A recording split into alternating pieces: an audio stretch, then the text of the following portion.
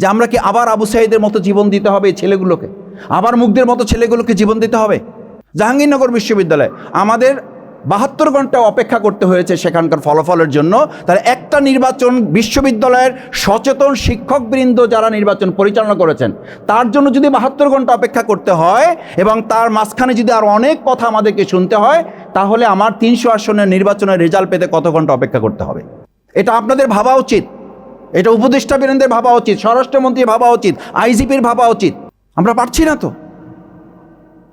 এই যে ফ্যাসিবাদী রাষ্ট্র ব্যবস্থার দর্শন, পরিকল্পনা, চিন্তা, ক্যারেক্টার, হ্যাবিট, নেচার, এগুলো আমাদের যখন পরিবর্তন হয় নাই, তখন শুধুমাত্র নির্বাচন কমিশন ইজ নট এনাফ, শুধু law and enforcement law is not enough. এটার জন্য সাধারণ মানুষ হিসাবে আমাদের রাজনীতিবিদ যারা আছেন, রাজনৈতিক দল যারা আছেন, তাদেরকেও এই সমস্ত ব্যাপারে সচেতনতার সাথে 3S ফর্মুলা মেনটেন করা দরকার। 3S ফর্মুলা আমাদের মেনটেন করতে না পারলে এই যত আলোচনা আমরা করি খুব একটা ফল পাওয়া যাবে বলে আমার মনে হয় না। আমরা কি তাহলে হতাশ না এই অর্থে যে আসার দুটো দিক আছে।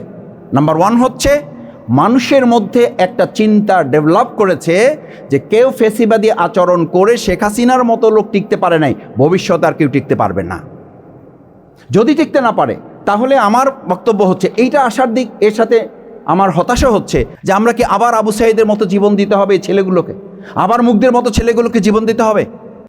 নাম্বার 2 হচ্ছে আসার দিক যে আমাদের এই জেনজি জেনারেশন যাদেরকে বলে, এরপরে এখন জেনারেশন দিকে আরও ডেভেলপ করেছে, আলফা জেনারেশন চলে আসছে। তারা বলতেছে এখন আবু সাঈদ মুগ্ধের মতো আমরা জীবন দেব না, তার আগেই ফ্যাসিবাদের ঘাড় মটকে দেব। এবং সেই ঘাড় মটকে দেওয়ার জন্য আপনারা এখানে যারা আছেন, আপনাদের সোশ্যাল মিডিয়াটা এটা হচ্ছে ঘাড় মটকাবার একটা গুরুত্বপূর্ণ মাধ্যম। মটকে দিচ্ছেন, কথা বলছেন, কিছুক্ষণ পরে উনি নাই। কেন নাই? আপনাদের এই যথেষ্ট সামাজিক যোগাযোগ মাধ্যমের সচেতন ভূমিকা, কিছু ক্ষেত্রে নেতিবাচক দিক আছে, কিন্তু যথেষ্ট সচেতন ভূমিকা। এবং শেখ হাসিনাও কিন্তু এটা বলেছিল যে আমাকে মাঠে পরাজিত করা হয়েছে 5ই আগস্ট, তার আগে আমাকে সামাজিক যোগাযোগ মাধ্যম পরাজিত করেছে জুলাইয়ের আগে। আমি মিডিয়ার কাছে সামাজিক যোগাযোগ মাধ্যমে আমি পরাজিত হয়েছে জুলাইয়ের আগে, তারপরে 5 তারিখে এটা ডিক্লারেশন হয়েছে। সুতরাং সেই জায়গাটা কিন্তু আমাদের আছে। সেই জন্য 3S ফর্মুলাটা হচ্ছে যে আমাদের জাতি হিসাবে যারা যেখানে আছি, ফার্স্ট থিং আমাদেরকে সিনসিয়ারলি এই স্টেটটা পরিচালনায় নিজেদেরকে ইনভলভ করতে হবে, সেখানে যেন আমাদের দেশপ্রেমটা থাকে। ভারত এবং শেখ হাসিনার ইন্ধনে এই কাজগুলো হচ্ছে, তাহলে ইলেকশনের মতো এত বড় একটা ফেস্টিভ্যালে, আপনারা যেটাকে উৎসব নাম দিয়েছেন, আমি বলেছি যে ফেস্টিভ্যাল করতে হলে তো তার আগে ফেস্টিভ্যালের জন্য আপনি একটা প্ল্যাটফর্ম তৈরি করতে হবে, ঈদের উৎসব করতে হবে। তো ঈদের উৎসব করতে হলে তো আগের 1 মাস রোজা রাখতে হবে। অর্থ এই অর্থে বলেছি, রোজা মানে শুধুমাত্র না খেয়ে থাকা না, রোজা মানে সংযম। তো আমাদের সংযম কোথায়? আমাদের সংযম তো জিহ্বারই সংযম নাই, যে যার মতো কথা বলে দিচ্ছি। ফ্যাসিস্ট রাষ্ট্র ব্যবস্থা নির্বাচন যদি ধরা যায়, তাহলে ফ্যাসিস্ট রাষ্ট্র ব্যবস্থায় ইলেকশন ভাবা যায় না, সেখানে হয় আসলে সিলেকশন। ফ্যাসিস্ট রাষ্ট্র ব্যবস্থায় সিলেকশন হয়েছে গত 3 বছর, শুধু 3 টার্ম না,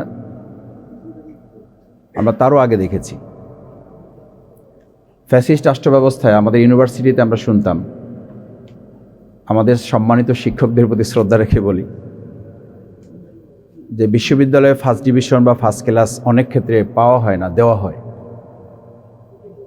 আমাদের এখন এলাকাগুলোতে আমরা যারা ছোটোখাটো কাজ করি, আমাদেরকে বলা হয় এমপি হইতে পারবেন না, এমপি বানানো হবে। দিস ইজ ফ্যাসিবাদী state.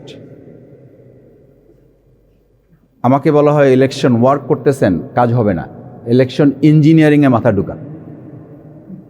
What is the definition of sentence আমি জানি না, যে ইলেকশন ইঞ্জিনিয়ারিংটা কী জিনিস জানি না। বলতে আমরা একেবারেই জানি না, বুঝি না, ব্যাপারটা তা নয়। তার মানে হচ্ছে আমাদের সম্মানিত নাগরিকদের প্রতি আমাদের যতটা না যত্ন, তার চেয়ে ইলেকশন মেকানিজমে যারা থাকেন তাদের প্রতি আমাদের যত্ন, আত্মীয়তা অলরেডি বেড়ে গেছে। এবং পাবলিক কনসেন্ট্রেশনটা আমাদের যারা প্রতিনিধিত্ব করবেন ভবিষ্যতে, তারা সেই জায়গা থেকে অনেকটা দূরে সরে এসে যারা ইলেকশন পরিচালনায় সম্পৃক্ত তাদের পিছন ছোটা শুরু করেছেন। ফ্যাসিবাদী রাষ্ট্র ব্যবস্থার আরেকটা চরিত্র হচ্ছে নির্বাচন নিয়ে যে তাড়াহুড়া দেখেন, এটা শুধু যে ক্ষমতা পাওয়া তা না, আমি অনেকের সাথে এলাকায় কথা বলে দেখেছি, বলছে মাসুদ ভাই টায়ার্ড হয়ে গেছে, আর কতদিন এভাবে করা যায় না। অভিনয় তো করার একটা মানে আপনি যখন সিজনাল ওয়ার্ক করেন, ন্যাচারাল ওয়ার্ক করেন, তখন তো আপনার স্ট্রেস লাগে না, কিন্তু আপনি যখন অভিনয় করেন তখন দ্রুত কিন্তু হিরো বা হিরোইন যারা থাকে ওখান থেকে বেরিয়ে আসতে চায় যে ভাই সেট কখন শেষ হবে, কারণ সেট শেষ না হলে তো আমার ন্যাচারটাতে আমি ফিরে যেতে পারছি না। আমি তো এরকম না, আমি যা করতেছি এটা তো আমার আসল ক্যারেক্টার না, আমাকে থেকে ফিরে যেতে হবে। মাসুদ ভাই ঘুমাতে পারি না, রেস্ট নিতে পারি না, পরিবারকে সময় দিতে পারি না। তা আমি বললাম তারপরে 5 বছর, বলছে তারপরে 5 বছর তো এইটার আমার অত হেডেক থাকবে না, কিন্তু এখন যতক্ষণ ইলেকশন গোল পর্যন্ত না পৌঁছতে পারছি তখন তো একটা বিরাট স্টেজ, ফজরে আমার কথা শুনতে হয়, রাত 3টা পর্যন্ত আমার ড্রয়িং রুমে লোক বসে থাকে, এটা আমাকে হজম করতে হয়, দিস ইজ টু মাচ। তা আমি বললাম যে ইলেকশন যখন শেষ হয়ে যাবে তখন এই মানুষগুলো কোথায় যাবে? বলছে যে এটার জন্য আমার লোক সেট করা আছে, ওনারা এগুলো দেখবেন। কানু ইমেজিন কত বড় প্রতারণা রাষ্ট্রে আমরা বসবাস করছি, আপনি ভাবতে পারেন।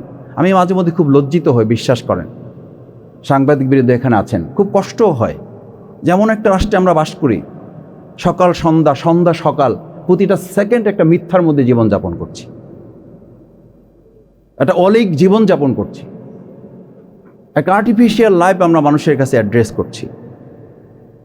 একটু আগে আমার শ্রদ্ধেয় খ্যাতিমান আলোচক অ্যাডভোকেট আবু হেনা রাজ্জাক ভাই বলেছেন যে মাইক্রোফোন আসলে আমরা রাজনীতিবিদ যারা আছি এনজয় করি। আমি ব্যক্তিগতভাবে বলি আমরা এখন এটাকে ভয় করি,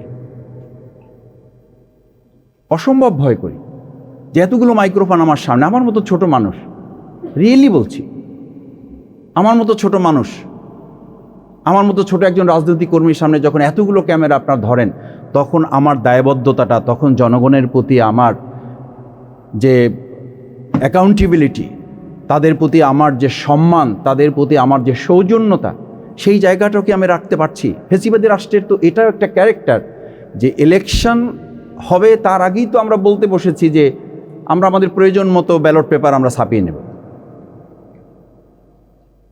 আমরা তো ইলেকশনের আগেই বলতে বসেছি যে ইলেকশন কি হবে হবে না, আমরা আমাদের মতো ডেট যদি দেরি করেন ডেট করে ফেলবো। আপনি দেখেন ফেসিবাদী রাষ্ট্রে আজকে আপনি ইলেকশন করতে যাবেন, যারা ইলেকশন করতে যাচ্ছেন, এমন কোনো রাস্তা আছে এলাকায় যে রাস্তায় গাড়ি নিয়ে ঢুকতে পারবেন না, রিক্সা নিয়ে ঢুকা যায় না, মোটরসাইকেল নিয়ে ঢোকা যায় না, হাঁটার মতো অবস্থা নাই। আমি এরকম 2-4টা বিষয় নিয়ে কথা বলেছি। এখন যারা অন্তর্বর্তী সরকারে আছেন, যারা রাষ্ট্র সংস্কার করবেন, রাস্তা সংস্কার, স্কুল সংস্কার, মাদ্রাসা, মন্দির, মসজিদ, এই সংস্কারেতেও আমাদের অবস্থা খারাপ। কথা বললি এখন তো ইলেকশনের ডেট ডিক্লেয়ার হয় নাই, তো তার আগে এখনও কোথাও কথা বললে, কোথাও না, ম্যাক্সিমাম কথা বললেই বলে যে ভাই এগুলো আমাদের কাজ না, এগুলো আপনারা এসে করবেন, আমরা একটা নির্বাচন করতে এসেছি। আমি খুব অবাক হই।